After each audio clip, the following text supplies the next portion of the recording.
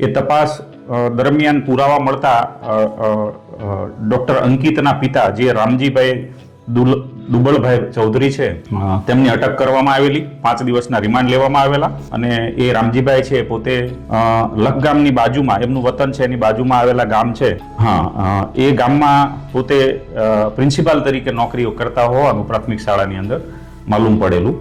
આ કામના આરોપી છે એમને 5 દિવસ રિમાન્ડ દરમિયાન જુદી જુદી હકીકતો અને તથ્યો અંગેની ઊંડાણપૂર્વકની તપાસ કરવામાં આવેલી. તપાસને અંતે એમના વિરુદ્ધમાં પુરાવા એકત્રિત કરવામાં આવેલા. એ તપાસ દરમિયાન હકીકત ખુલવા પામેલી કે આમાં અન્ય 2 આરોપીઓ પણ સંડોવાયેલા છે.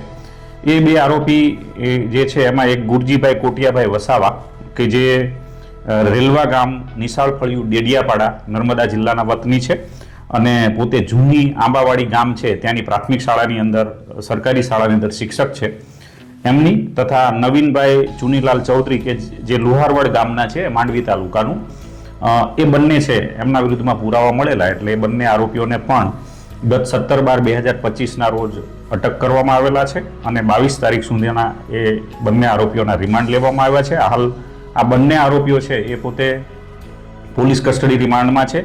એમની વિગતવારની પૂછપરછ ચાલી રહી છે અને પૂછપરછ દરમિયાન એવું માલુમ પડેલ છે ગુરજીભાઈ છે એ સરકારી શાળામાં છે અને પાસ્ટર તરીકેનું કામ કરે છે. અને નવીનભાઈ ચુનીલાલ ચૌધરી છે એ પોતે ખેતી કામ કરે છે, સાથે સાથે પોતાના ગામમાં આવેલા ચર્ચની અંદર પાસ્ટર તરીકેનું કામ કરે છે.